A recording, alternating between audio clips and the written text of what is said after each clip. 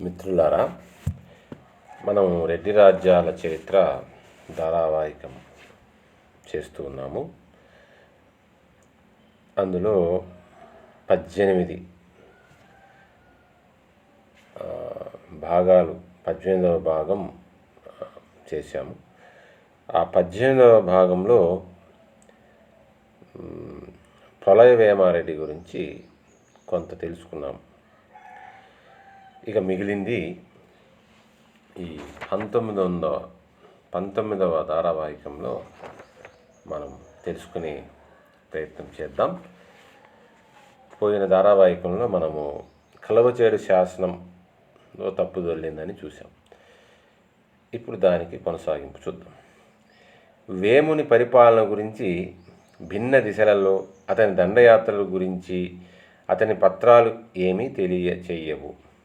సామాన్య ఫక్కీలో ఉత్ప్రేక్షలతో పొరుగు రాజ్యాధిపతులనే వృక్షాలకు నది వంటివాడు అని, మిత్రులనే కలువలకు చంద్రుడని, దురహంకారపూరిత మన్నుడలనే పత్తికి ప్రభంజనం వంటి వాడు అని వర్ణనలు ఉన్నాయంతే. ఈ సంకీర్తనల్ని బట్టి వేముని విజయాలు ఏమిటో, అతని రాజ్య విస్తీర్ణం ఎంతో మనకేమీ తెలియదు. అతను ఓడించేడని చెబుతూ ఉన్న ఈ ఇరుగు పొరుగు రాజ్యాలు మన్నీడులు ఉన్నత వంశీయులై ఉంటారు. కాకతీయ చక్రవర్తుల సైనిక అధికారాలు ఉన్న వాళ్ళై ఉంటారు. వీళ్ళలో కొంతమంది బోయ విహార దేశ ప్రభువులు అయి ఉంటారు. వీళ్ళకి సంబంధించిన ప్రస్తావనలు నెల్లూరు జిల్లా ఆత్మకూరు, కనిగిరి, ఉదయగిరి తాలూకాల శాసనాల్లో ఉన్నాయి. తెలుగు చోడ ప్రభువుల శాసనాల్లో ఉంది. కళ్యాణి పశ్చిమ చాళుక్యుల నుంచి ఈ చోడ ప్రభువుల నిర్నరోధ భూస్వామ్య ప్రభువుల ఆయేరు. చూడండి, తెలుగు చోడ ప్రభువుల శాసనాలలో ఉంది. కళ్యాణ పశ్చిమ చాళుక్యుల నుంచి ఈ చోడ ప్రభువుల నిర్నరోధ భూస్వామ్య ప్రభువులు అయ్యేరు. సో మొదటి నుంచే వాళ్ళు కొన్ని ప్రాంతాల మీద అధికారం కలిగి ఉన్నారు. ఇది ఈ రాష్ట్రకూటుల రాజ్యం పతనం అయిన తర్వాత కూడా ఆ అధికారాన్ని interior parts of the south ఇండియాలో వాళ్ళ అధికారాన్ని అలాగే కొనసాగించారు, పైన రాజ్యం ఎవరు వచ్చినా కూడా.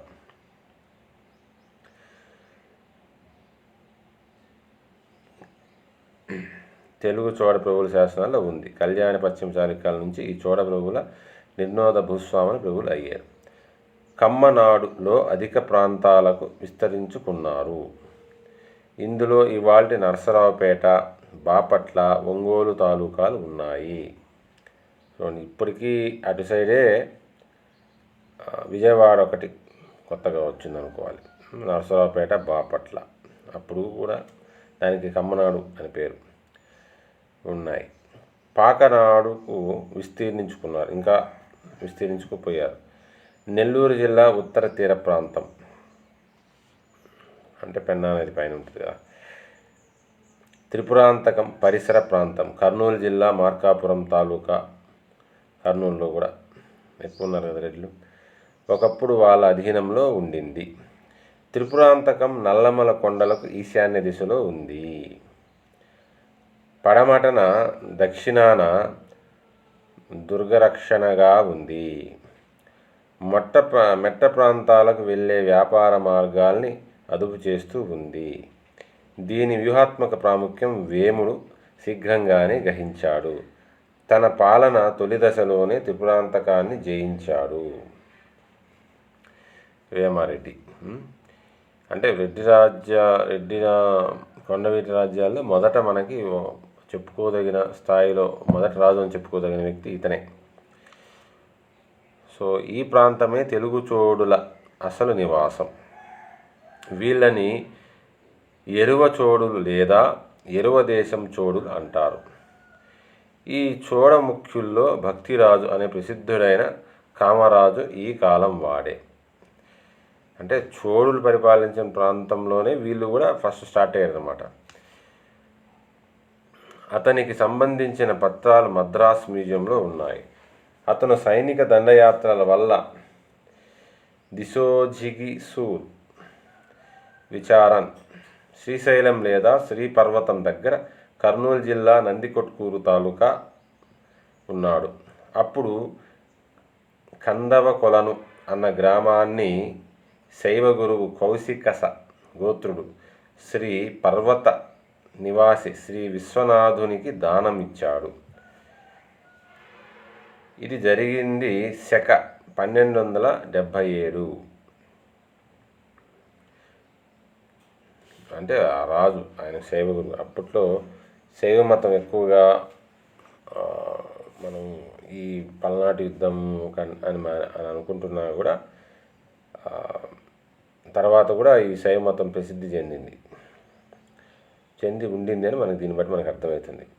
ఇదే సమయంలో అదే శివభక్తుడు పొలిదేవయ్య నిర్దేశం మేరకు ఆముదాలపల్లి గ్రామాన్ని త్రిపురాంతకంలోని త్రిపురాంతక దేవునికి మాన్యంగా ఇచ్చాడు.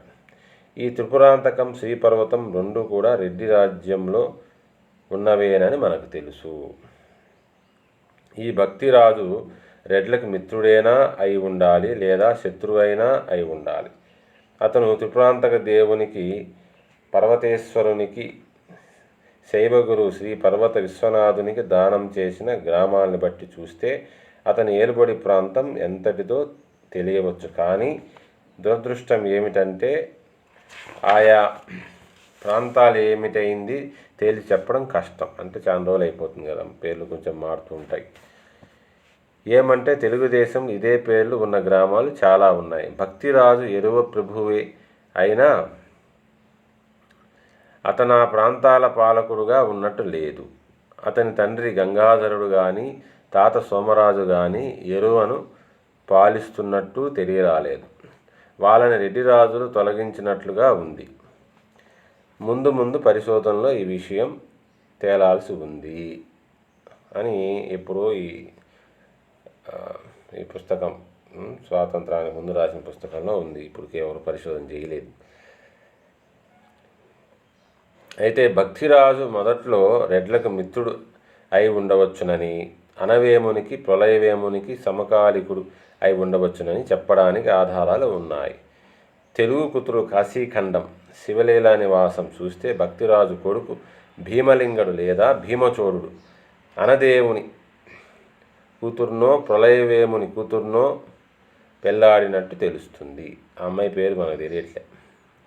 అందుచేత భక్తిరాజు వేముని మిత్రుడే కాదు, బంధువు కూడా అని ఊహించడం తప్పేమీ కాదు. భక్తిరాజు వేమునికి త్రిపురాంతకం, శ్రీశైలం ప్రాంతాల దండయాత్రల్లో తోడ్పాటు అందించి ఉంటాడు. ఈ చోడరాజులు పతనమైపోయి అక్కడ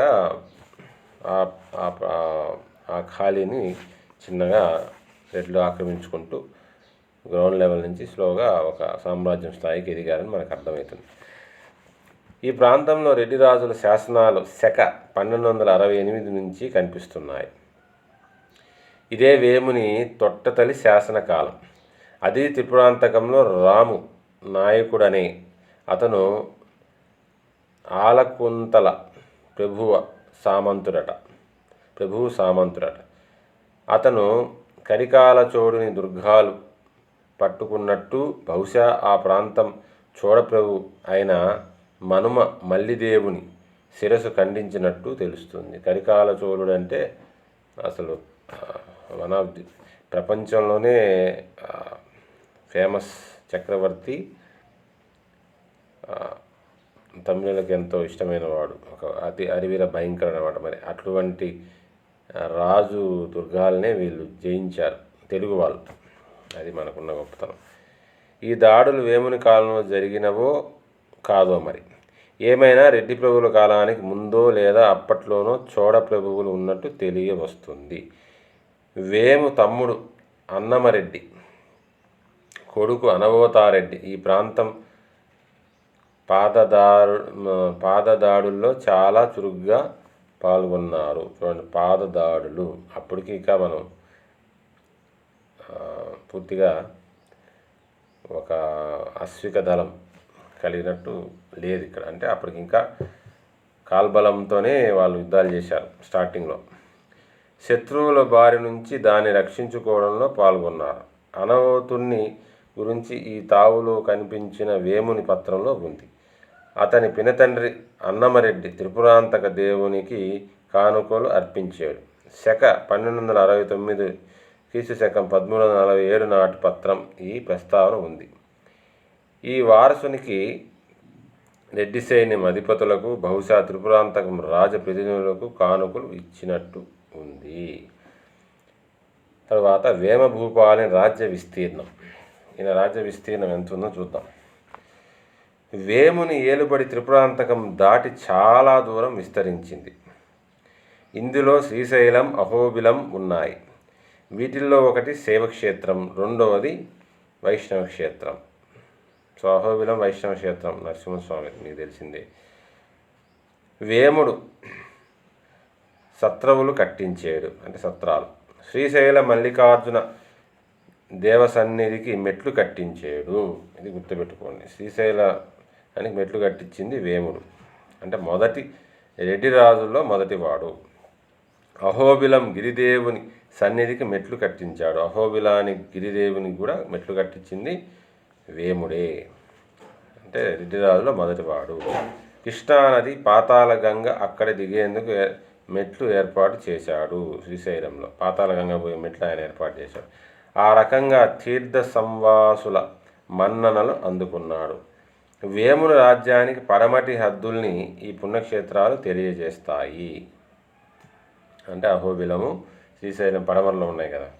రెడ్డి రాజ్యం అంతా ఎక్కువ తూర్పు కోస్తా ప్రాంతంలో ఉన్నది కదా, పడమర హద్దులు అవి తెలియజేస్తుంది. ఈ మాదిరిగా వేముడు ఇక్కడ కల్పించిన సౌకర్యాల్ని గణించవచ్చు. అతని మల్లవరం పత్రాలు, మద్రాస్ మ్యూజియం పత్రాలు ఈ పుణ్యకార్యాల గురించి ఏమి తెలియచేయడం లేదు. అతని ప్రాచీన ఆధారం ముట్నూరు దానపత్రం శక 1265 నాటికి. ఆ తర్వాత వచ్చిన అన్ని రెడ్డి దానపత్రాలు సొడ్డు లేకుండా ఈ విషయాన్ని ప్రస్తావిస్తున్నాయి. దానపత్రాలు అంచేత మెట్ల నిర్మాణం 1346 మార్చి నాటికి జరిగే ఉండాలి. నెల్లూరు జిల్లా కందుకూరు తాలూకా దక్షిణాదిన వేముని శాసనాలు లేవు. అంచేత అతని ఏలుబడి ఎంతవరకు అన్నది చెప్పడం కష్టం. దక్షిణంలో రెడ్ల అసలు ఆవాసం పాకనాడు. దాన్ని వేముడు తన పరిపాలన తొలినాళ్లలోనే విముక్తం చేసి ఉంటాడు. కోస్తా ప్రాంతంలో ముస్లిముల పరాజయాన్ని తనకు అనుకూలంగా మలుచుకొని పెన్నా తీరం దాకా తన అధికారాన్ని వ్యాపింపచేసిన తొలివాడు అతనే. అతని తల్లి తరపు తాత స్వస్థలం విక్రమసింహపురం, నెల్లూరు. సో వీళ్ళు కూడా సింహపురం నుంచి స్టార్ట్ చేశారు. అతని తండ్రి ప్రోలు లేదా కోమటి ప్రోలుడు అనంతమాంబ అన్యమాంబను పెళ్ళేరేరని వేమభూపాల చరితం చెబుతోంది. ఆమె విక్రమసింహపురం దొడ్డారెడ్డి కూతురు. అల్లసాని పెద్దన తాత చిట్టి పెద్దన. ఇతని కొడుకు అనవేమారెడ్డికి మంత్రి. అతను విక్రమసింహపురి రాజప్రతినిధి. ప్రోలునికి కిందనో అతని కొడుకు వేముని కిందనో అలా ఉండాలి. చిట్టి పెద్దన కుటుంబం రెడ్డి ప్రభువుల కొలువులోనే కీర్తి ప్రతిష్టల్ని సంపాదించుకుంది. అంచేత అతని భూభాగం నెల్లూరు దాకా వ్యాపించి ఉందని భావించడంలో తప్పు లేదు.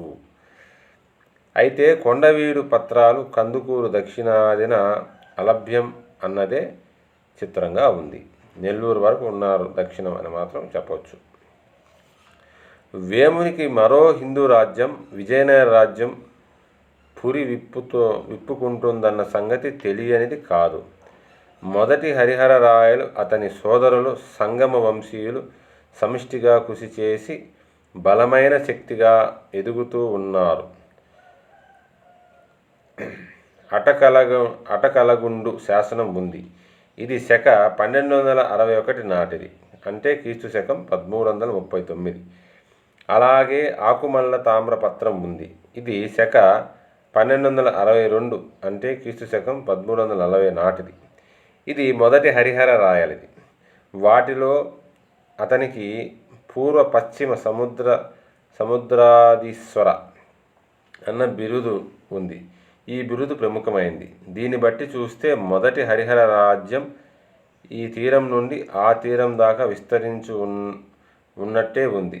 ఈ విషయం కోవూరు, కావలి, ఉదయగిరి తాలూకాల విజయనగర రాజుల ఉద్గమస్థాన శాసనాలను బట్టి రుజువు అవుతోంది.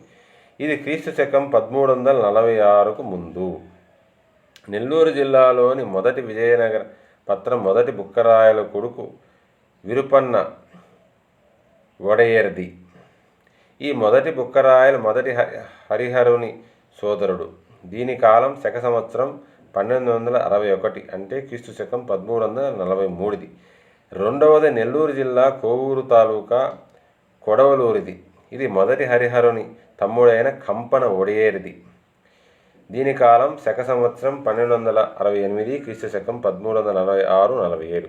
ఈ పత్రాన్ని బట్టి మొదటి కంపరాయలు పెన్న ఉత్తరాన భూభాగం అధిపతిగా ఉన్నాడని తెలుస్తోంది. ఈ పై పత్రాలను బట్టి చూస్తే విజయనగర రాజుల అధికారం పెన్నలోయ వారనే విస్తరించుకుంది.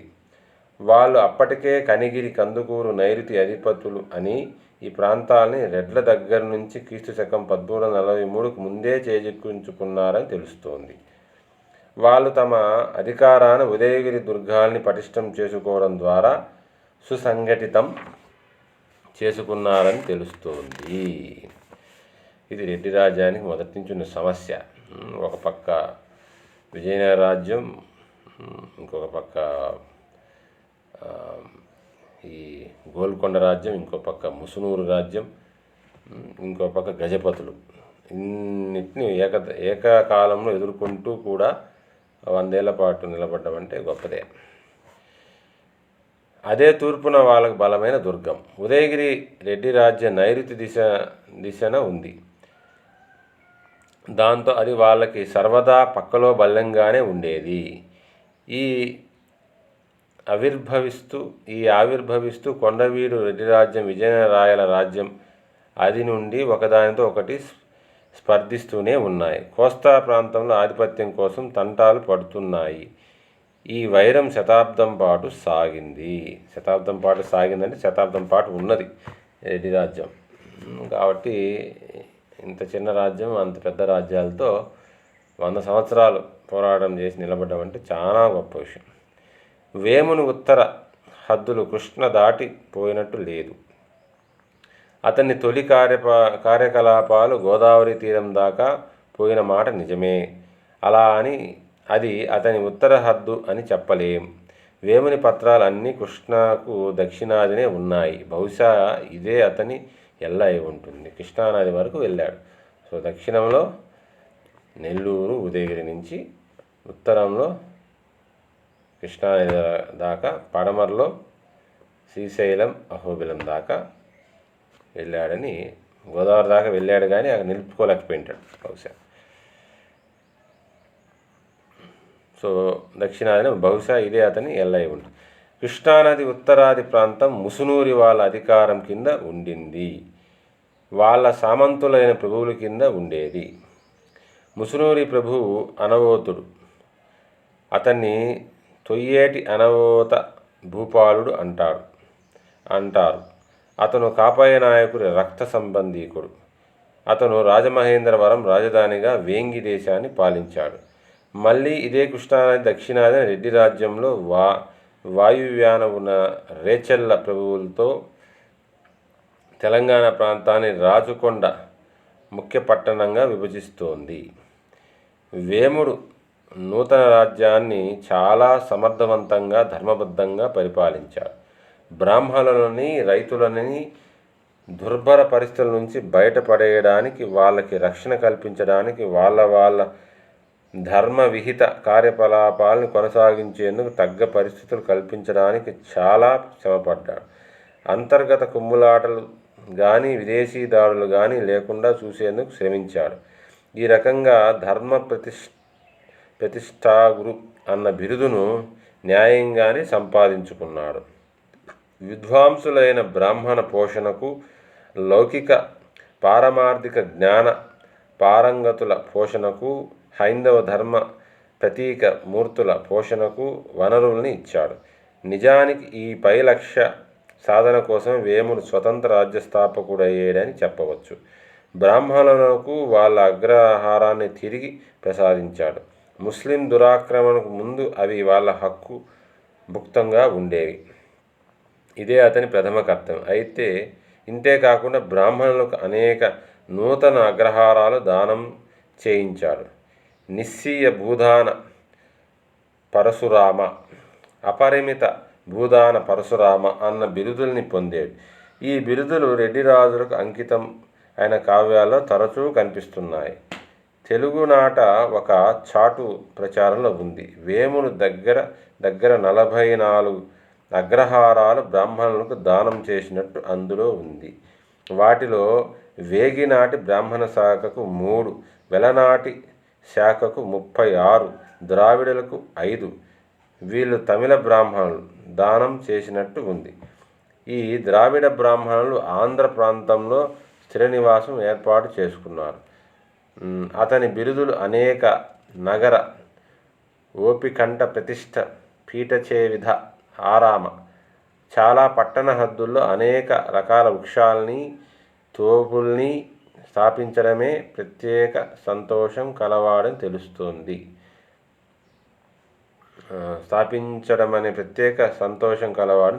నిజానికి ఒక చెట్టును నాటడం సప్త సంతానాల్లో ఒకటి చేశారు. భూమి మీద పేరు నిలబెట్టిన వాళ్ళు ఇది ఒకటి. హైందవ కర్మకాండల్ని వ్యవస్థల్ని పునఃస్థాపించడానికి వేముడు మనోవాక్కాయ కర్మలా పనిచేశాడు. యజ్ఞ యాగాదులు నిర్వహించడానికి బ్రాహ్మణులకు సాయపడ్డాడు. అనవరత పురోహిత కృప సోమపాన అన్న బిరుదు పొందాడు. ఈ బిరుదు మాదిరిగానే నిస్సీమ భూదాన పరశురామ అన్న బిరుదు కూడా అతని విజయ స్వభావాన్ని వర్ణిస్తుంది. ధర్మాన్ని తిరిగి స్థాపించడం. వేముడు ధార్మిక స్వభావం ఉన్న దానాలను చాలా చేశాడు. హేమాద్రికృత చతుర్వర్గ చింతామణిలో దానకాండలో దీని ప్రస్తావన చాలా ఉంది. సో ఇంతటితో ప్రళయవేముడి గురించి ఇంకా కొంచెం ఉంది. సో వేముని రాజకీయ అంతస్తు అనేది వచ్చే ధారావాహికంలో చూద్దామండి. స్వస్తి.